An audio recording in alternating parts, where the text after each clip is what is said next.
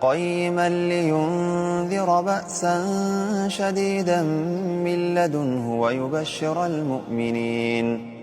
ويبشر المؤمنين الذين يعملون الصالحات أن لهم أجرا حسنا